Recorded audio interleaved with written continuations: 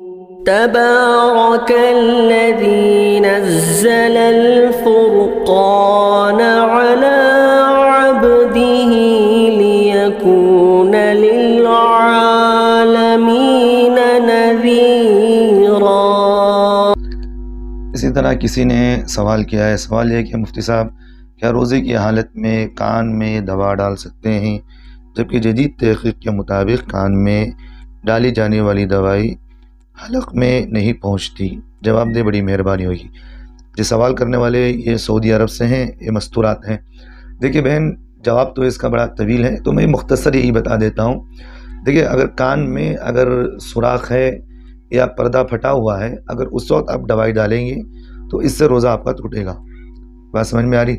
अगर कान का पर्दा नहीं फटा हुआ है और कोई सुराख भी नहीं है तो फिर इससे दवाई डालने से रोज़ा नहीं टूटेगा।